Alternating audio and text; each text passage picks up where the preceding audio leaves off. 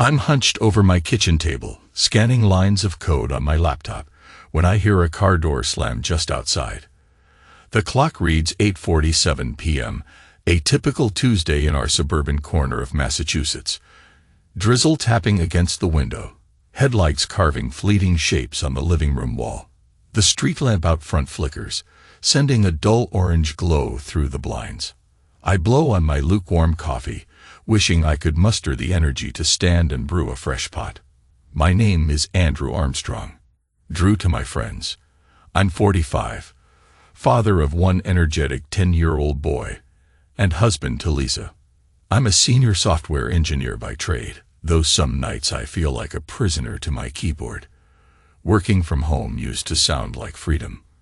But these days, my living room doubles as a pseudo-cubicle, the walls closing in a bit more each evening. Drew, Lisa's voice calls from outside. Then there's a click, and the front door creaks open. Usually, she knocks in a friendly pattern if she's carrying groceries or needs a hand, but tonight she just steps in.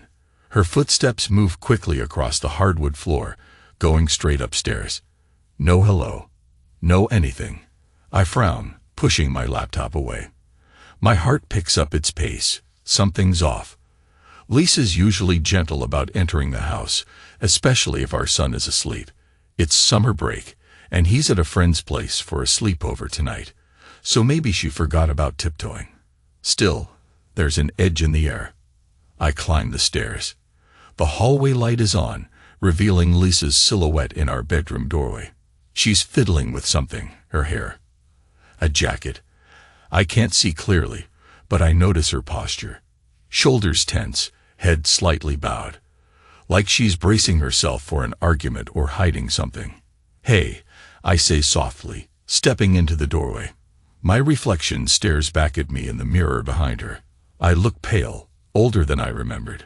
My hazel eyes dim. She turns around slowly, her greenish-brown eyes meeting mine for a half-second before she averts her gaze. Hey, she echoes. Her tone is flat. Her hair's mussed, like she's been caught in a windstorm. There's a flush across her cheeks, and her shirt, one of those loose floral blouses she wears to teach, looks rumpled. Long day. I venture. She nods, swallowing, her gaze darting around the room as if searching for a safe spot. Yeah, something like that. She moves to our dresser and starts rifling through the top drawer. Something inside me clenches. I open my mouth to ask a question when I see it. On the side of her neck, faint but unmistakable, is a purplish smudge, like a bruise or a hickey. My chest tightens. Lisa's never had marks like that. Not from me. Not in years. We're careful, quiet, especially with a child in the house. My stomach twists into a knot. I feel my blood pounding in my ears, but I force myself to remain steady. Lisa, what's on your neck? She freezes. Her gaze snaps up to meet mine in the mirror's reflection. An almost imperceptible panic flickers across her features before she frowns and lifts a hand to cover the spot. Nothing. Some kid bumped into me today at school. Hit me with a rubber ball. And it bruised. She tries to chuckle, but it sounds brittle. I watch her face, my mind roaring with suspicion. A bruise from a ball. Looks more like. I swallow the next word. A hickey. She flinches as though I slapped her. Her hand drops to her side. She exhales, lips trembling. Drew, don't start. My voice comes out sharper than I intend. Don't start what? You walk in here looking like you came from. I choke on the thought. Where were you? She hesitates for too long. Seconds stretch, elongated by the hush of the night, the soft rasp of the AC blowing through the vents. I was at a friend's place, she finally mumbles, not meeting my gaze. A friend, I repeat. Heat flares in my chest. Who? She presses her lips together. Grayson, that new neighbor who's renting the house on the corner. We were just hanging out. My breath becomes ragged. I think of the man with the open-neck shirts, the easy swagger, the way he's been waving at Lisa whenever he mows his lawn. My memory snaps back to a moment last week. Lisa laughing in that carefree way, She rarely does with me. Grayson leaning against his car, smirking. I step forward. My mind screams for evidence. Proof. Something. Then I remember her phone, left on the dining room table downstairs. She always tosses it there when she's in a hurry. I spin around and walk out. Drew. Lisa calls after me, but I ignore her. My footsteps pound down the steps. I spot her phone near my cold coffee cup. My hand shakes as I pick it up. My instincts scream that I'm crossing a boundary, but a deeper voice inside me demands answers. My finger swipes the screen. Locked. I glance around, noticing she left it unlocked once in the past. But not tonight. Tonight, the lock screen flashes. Lisa's at the top of the stairs now, breathing heavily. What are you doing? I can't form words. My hands are trembling. Then a flicker of movement on the phone screen. An incoming message banner. Grayson, missing you already. My vision blurs with fury. I jab the phone in her direction. This is just a friend, huh? She stops on the stairs, one hand gripping the banister. Her eyes brim with tears, but there's a stubborn set to her jaw. Drew, please. I can't hear her. My focus zips to the text. Missing you already. My breath hitches. A swirl of images floods my mind. Lisa's blouse undone, the tips of her hair trailing across her shoulders, his hands sliding around her waist. I shake my head, trying to exorcise the vision, but it only grows more vivid. The feral heat surges in my chest. I stomp up the stairs toward her. So you were with him, right? That's the real story. She backs up, her expression terrified. It's not what you think. Then enlighten me. My voice cracks. Lisa squeezes her eyes shut, tears slipping down her cheeks. Drew, I'm sorry, she whispers. I can't. She doesn't finish. My fists clench, nails biting into my palms. I push past her, storming into our bedroom. My eyes roam the nightstand, the sheets, the pillows, everything that once felt secure. Now it feels foreign, invaded. My heart thrums so loudly I barely hear her footsteps behind me. Drew. Her voice quivers. Please, talk to me. I spin around. Talk. My voice is loud enough to rattle the lamp on the side table. Lisa, you have a mark on your neck from him. He's texting you that he's missing you. My throat tightens. Tell me the truth. Did you sleep with him? Silence. The question reverberates in the hush.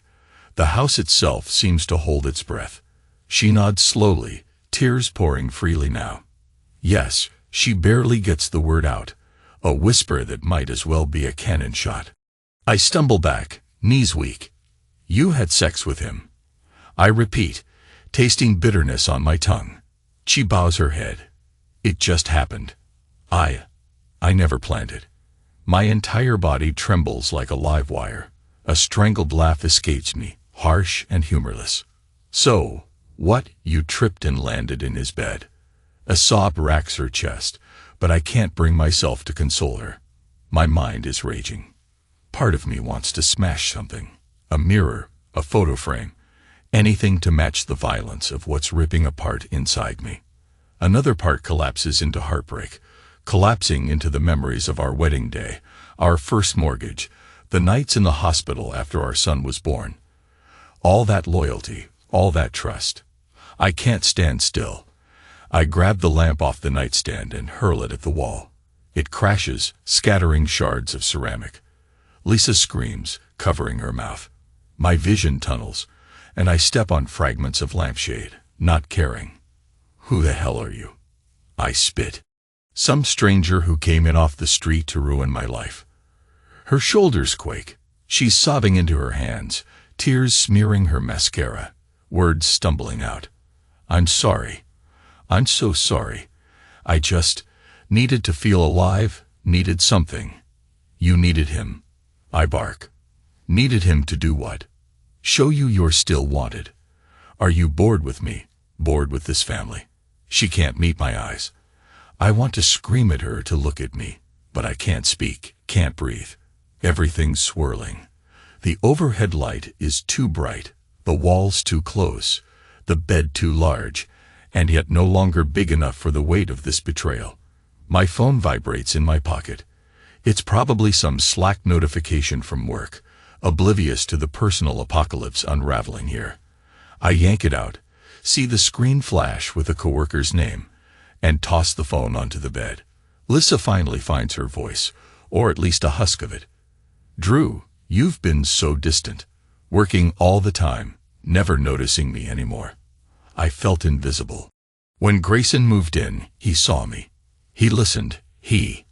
I lift a hand, cutting her off. "Stop. Just stop." My jaw locks, tears stinging my own eyes. "Don't you dare pin this on me." She swallows hard. I'm not blaming you," she says between gasps.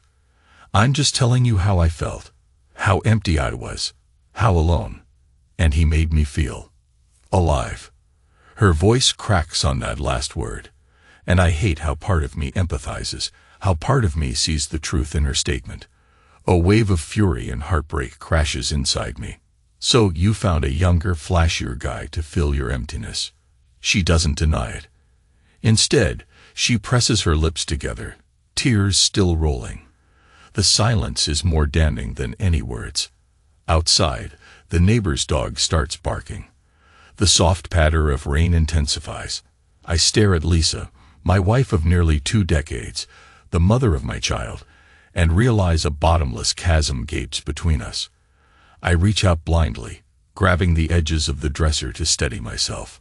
My reflection in the mirror stares back, a man unraveling. Skin clammy, eyes wild.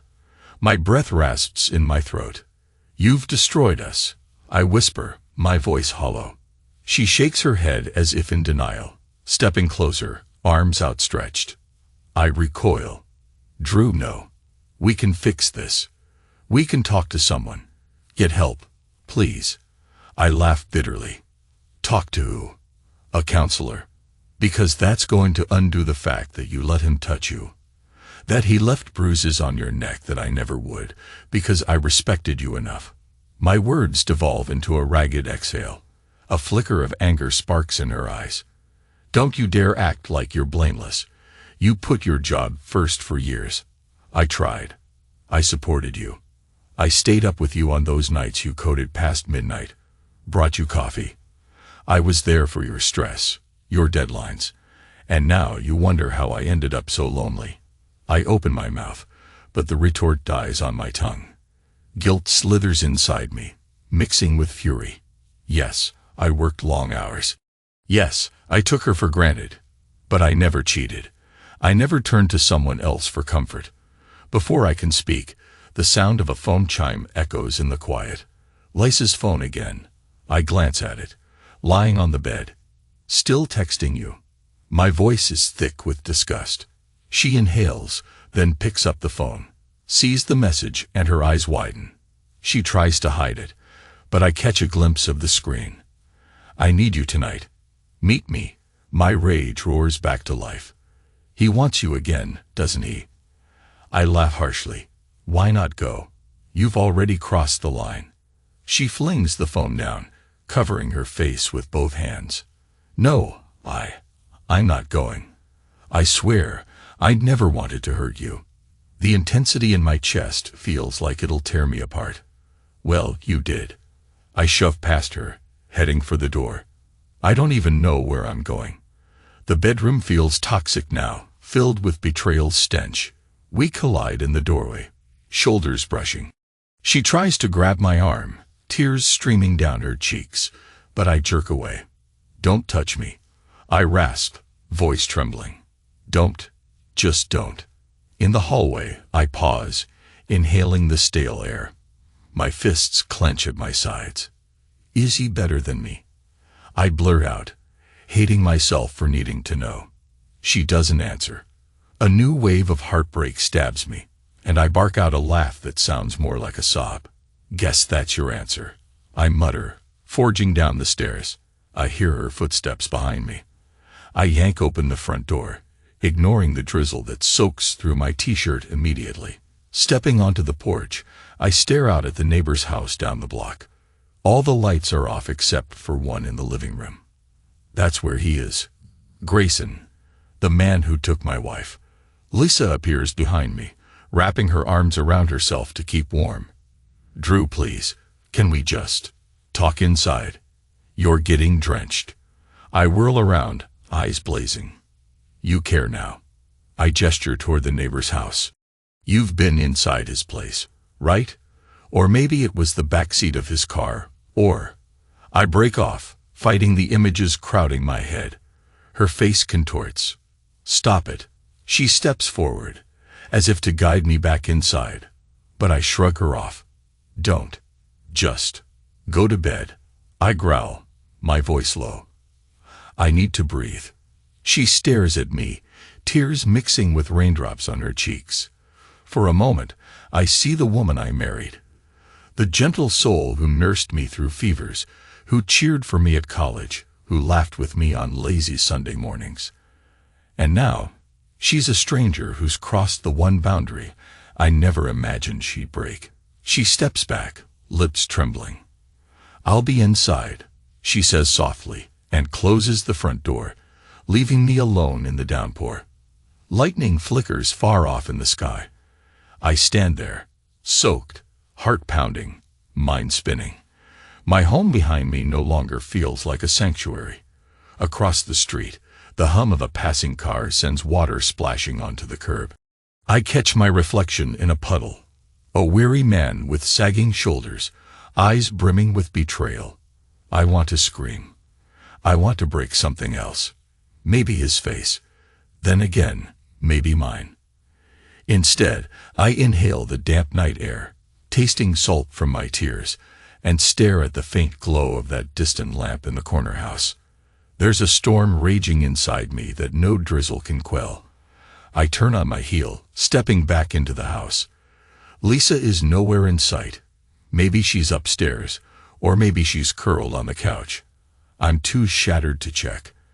I just lock the door behind me, noticing how my hands shake against the deadbolt. I shuffle to the kitchen, ignoring the shards of the broken lamp on the stairs. That's tomorrow's problem.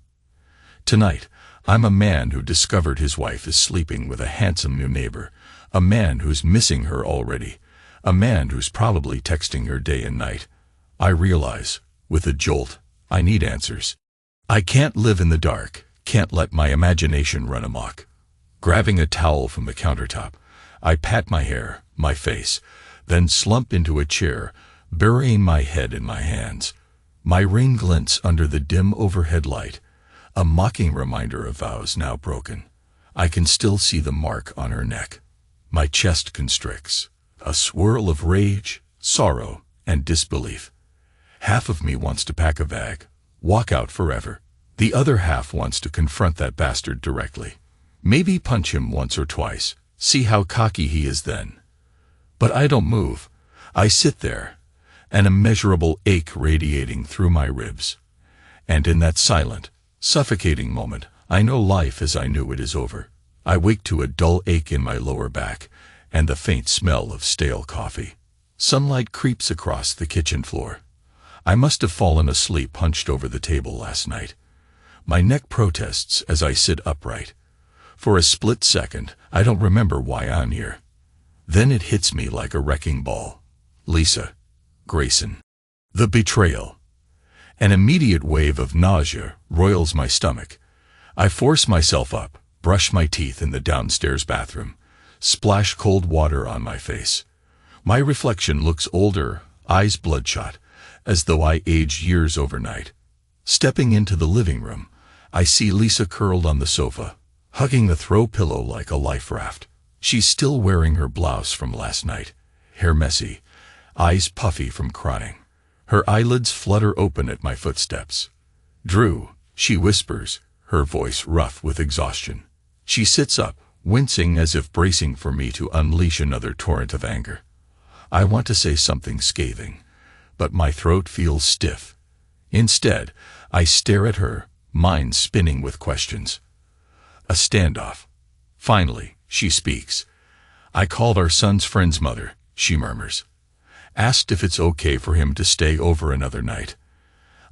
I just thought maybe we need space. Her eyes plead for acknowledgement. I exhale, pressing the heel of my hand against my forehead. Fine. My voice emerges heavy, drained. It's better he's not here right now. She nods, then glances away. Listen, about last night. Stop. I hold up a palm, shaky with anger. We'll talk, but not yet. I can't handle that conversation right now. She bites her lip, nodding silently. The quiet between us feels alive, suffocating. I can't stay in the house. My chest feels like it's caving in. Without another word, I grab my keys and head out the door. I drive aimlessly for a while, passing neat lawns and white picket fences that all blur together. My thoughts unravel in a tangled loop. Lisa's face, her confession, that text message. Eventually, I pull into a coffee shop. The place is busy, retirees reading newspapers, a few parents with toddlers, a group of college kids chatting about summer classes. The mundane energy of it all grates on me. Everything's normal for them. For me, it's the end of my entire world. I order a black coffee. My hands shake as I lift the cup to my lips. The bitterness jolts me awake. Across from me, a middle-aged man in a business suit glares at his phone. Does he have any clue what heartbreak feels like? Probably. Maybe not. I have no idea. I glance out the window. People rush in and out, living their unremarkable lives, while my life is suddenly the stuff of cheap soap operas. My mind flickers with an image of Lisa with Grayson. Did she kiss him first? Did he seduce her with that easy grin of his? Did she smile at him in a way she never smiles at me anymore? My stomach churns with jealousy. I grip the coffee cup tighter. Suddenly, I realize I can't just sit here letting the question marks devour me. I text Lisa. I'll be home in an hour. We talk then. She doesn't reply, but I assume she'll see it. Back home, I find her in the kitchen, head bowed over the table, the same spot I slept. She looks up when I enter, eyes rimmed red. Without preamble, I set my keys down. Tell me. My voice shakes with barely contained emotion. How did it start? She exhales shakily. It was a couple of months ago. I was in the backyard picking tomatoes when he came by to say hello. We got to chatting. He offered me a cup of coffee at his place. The mundane details knife through me. And then, a flush crawls up her neck. We talked for hours.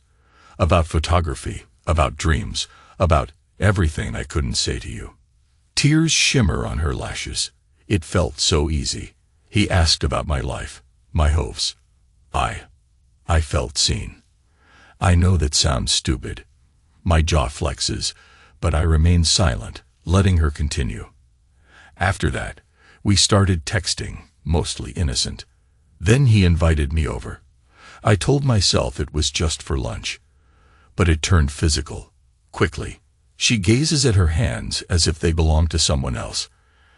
I don't know what came over me. I'd never cheated before. The raw admission slams into my gut. A wave of disgust floods me. Disgust at her betrayal, at my own gullibility, at how pathetically I want to hear more even as it shatters me. So it's been going on for a while. I can't finish.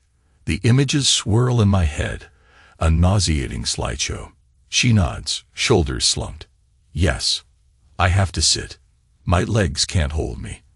I collapse into a chair, pressing my hands over my face. God, Lisa. I force myself to inhale. Did you ever even consider how this would ruin me? Our son's life. She chokes on a sob. I considered it.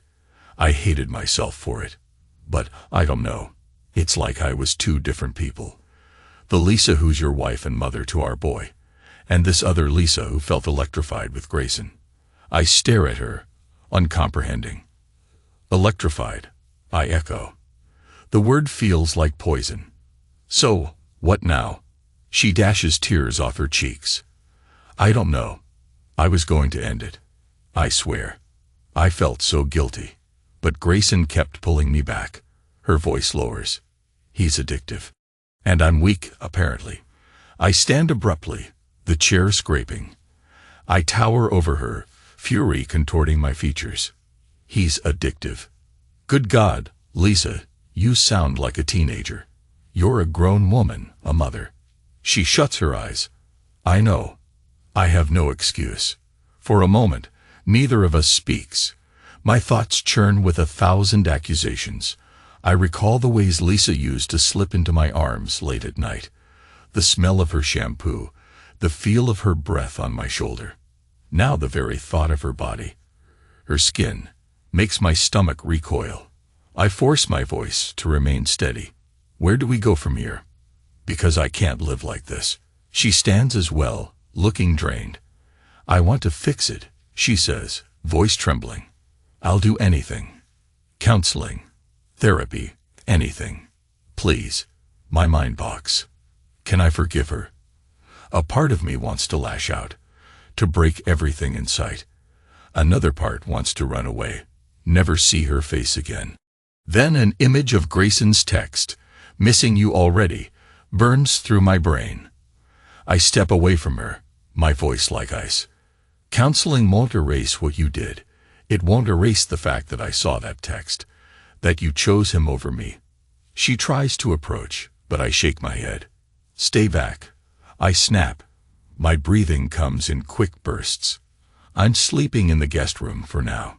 She nods, tears continuing to spill. Okay, she whispers. I understand. I stride upstairs, grab a few clothes from our bedroom, avoiding looking at the bed, and slam the door behind me. In the guest room, the air smells musty, unused. I drop onto the twin bed, bury my face in my hands. Time blurs. An hour passes, maybe two. My phone vibrates. A single message from an unknown number. I'm sorry about everything. It got out of hand. I stare at it, dread seizing me. Could it be Grayson? Did Lisa give him my number? Fury builds. I type back. Who is this? A moment later. It's Gray. Listen, man, can we talk? Face to face. My head throbs. The nerve of this guy. I almost chuck my phone against the wall. Instead, I snarl under my breath and respond. Stay away from me. No reply. I lie there, sleepless, replaying every memory. The day I proposed to Lisa in a cheap Italian restaurant. The night our son was born, how her eyes lit up when he cried for the first time. Her scolding me for working too late. My missing anniversary dinners because I was stuck on a software release. My chest feels hollow. I sense something brewing inside me. A thirst for retribution, for confrontation. The man not only stole my wife, but has the audacity to apologize via text. If he lived a few states away, I might leave it alone. But he's right down the block, lurking behind that carefully parted curtain. I can't shake the feeling that something in me snapped.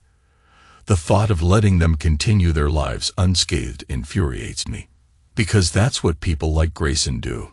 They barrel in, break what they want, and move on. And Lisa, well, she's the one I thought I knew best of all. But she's proven me wrong. Staring at the ceiling, I realize my life has narrowed down to a single question. What am I going to do about it? The next few days run hot and cold. Lisa tiptoes around me, tries to talk or apologize. I respond in monosyllables. We barely cross paths except to discuss our son's schedule. The tension is thick enough to choke on. I catch glimpses of her wiping tears in the kitchen or staring at her phone, probably fighting the urge to message Grayson. Each morning, I wake with a deeper sense of finality. But also, a cold purpose seeps into my mind. A plan begins to form, half-baked but persistent. I might not be able to save my marriage, but I can make them pay for what they did. One afternoon, I see Lisa step onto the porch to water the flowers. I slip out the back, crossing through the neighbor's yard. I keep my hood up, blending into the mid-afternoon hush. Grayson's house is eerily silent. The curtains are drawn, his car missing from the driveway. I try the side gate, unlocked. I'm not sure what I'm looking for. Something incriminating. A stolen piece of my life. My heart slams against my ribs as I step into his backyard. It's tidy, probably because the landlord demanded it. There's a small patio set, an empty beer can on the table. I approach the back door. It's locked. Through the window I see an open living room with a couch, a TV, photographic equipment strewn about. My pulse throbs in my ears. Part of me wants to smash the glass, rummage around, but I hold back. I'm not prepared for that. Yet, I circle around front, heart pounding. A mailman trudges past on the opposite sidewalk. Oblivious, I slink away before he notices. My mind churns with adrenaline.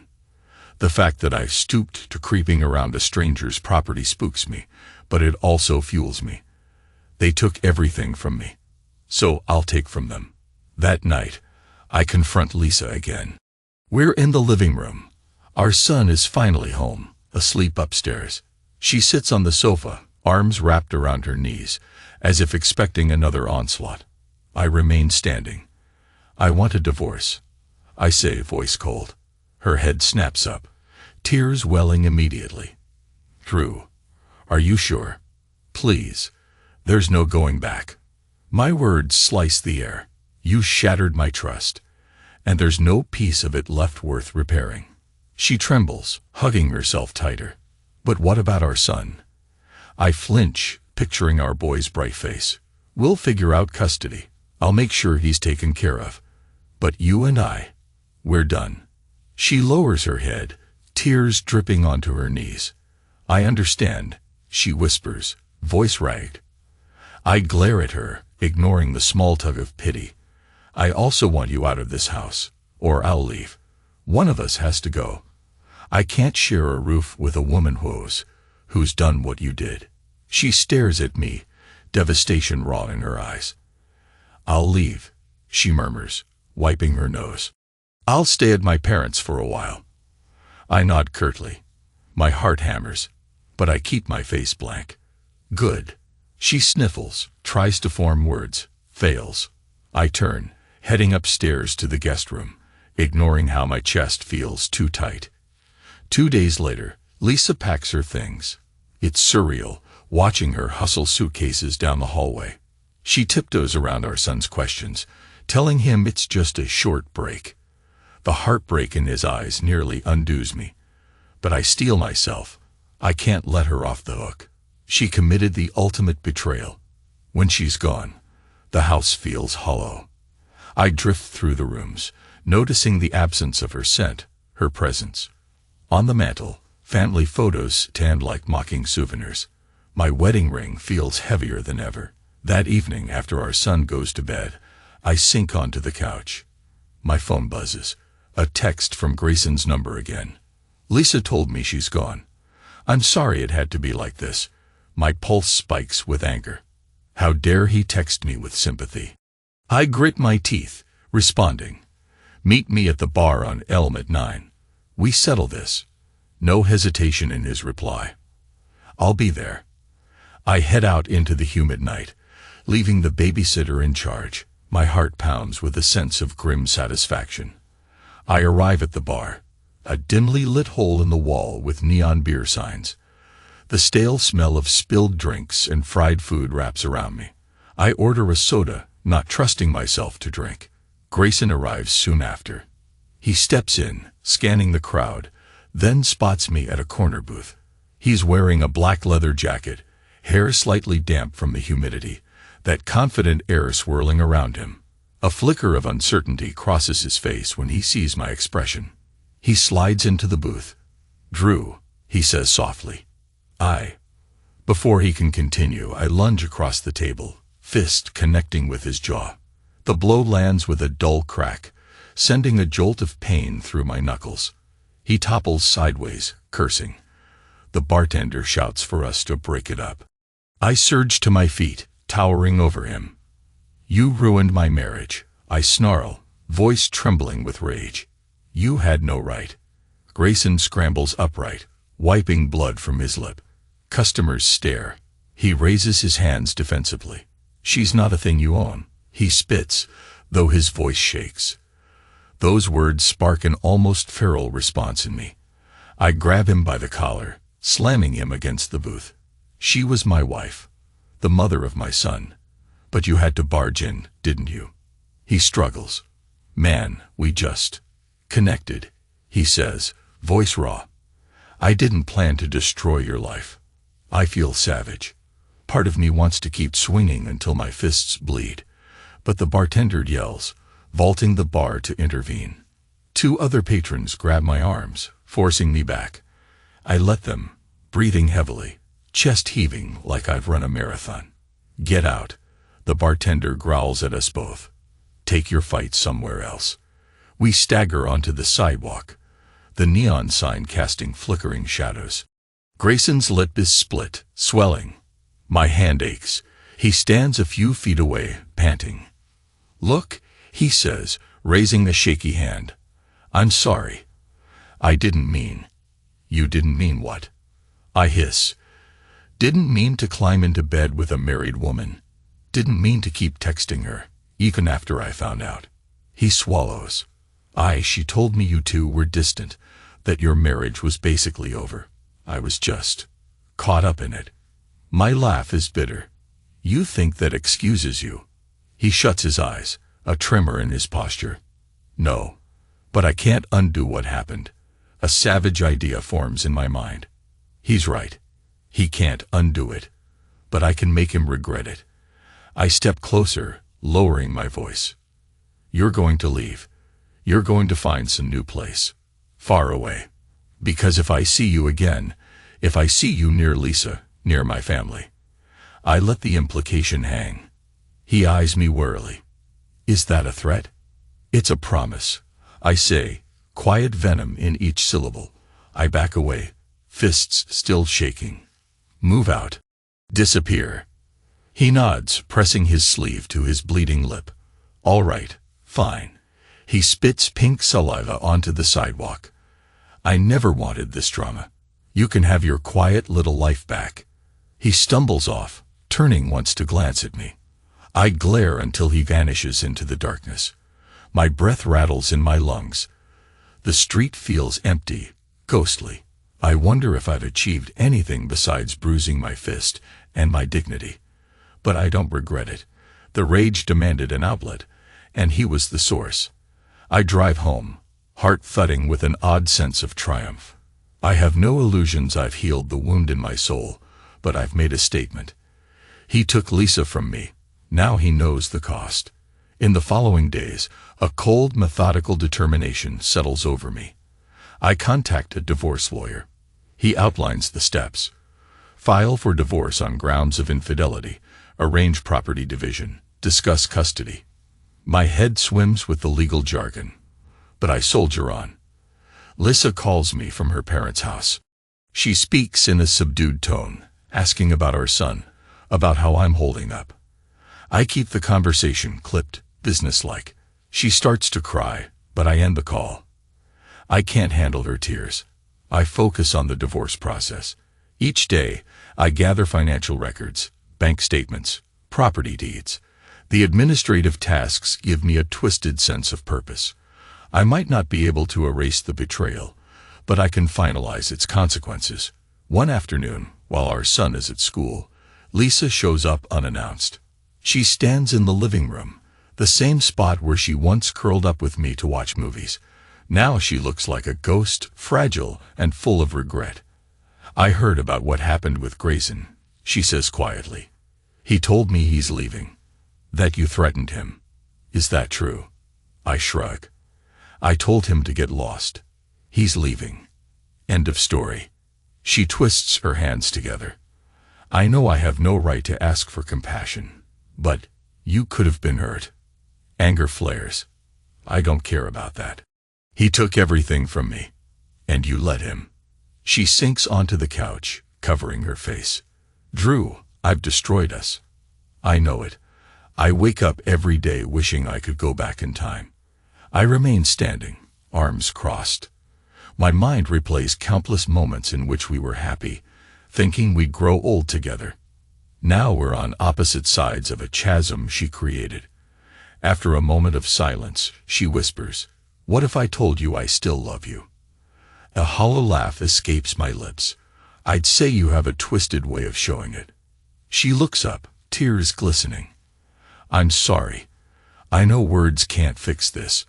I'm broken, Drew. I made a horrible mistake.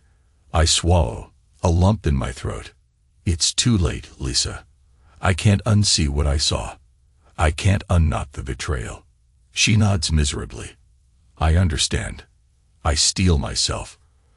I'm filing for divorce. The papers should be ready soon. I'll handle the finances. I want you to have enough to live comfortably, for the sake of our son. But I'm done. Her face crumples, but she draws in a shaky breath.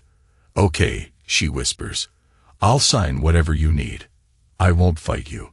We lapse into silence. The only sound is the hum of the fridge.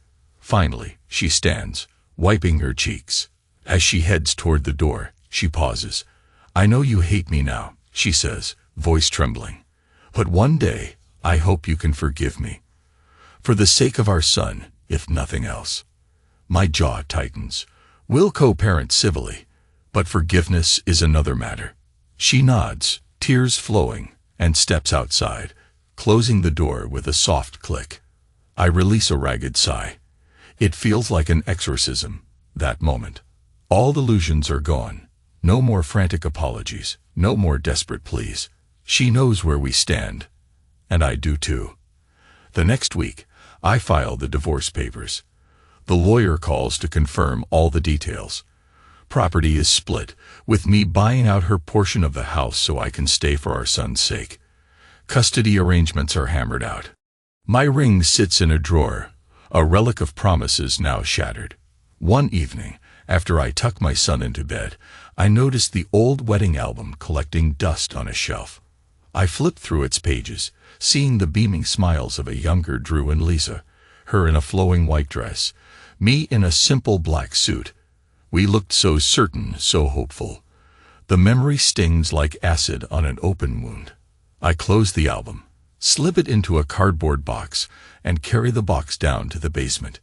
If my life is changing, the symbols of the past can stay buried. Days pass in a haze of finalities. Lisa picks up our son for the weekend, and I watch them drive away, an ache in my chest.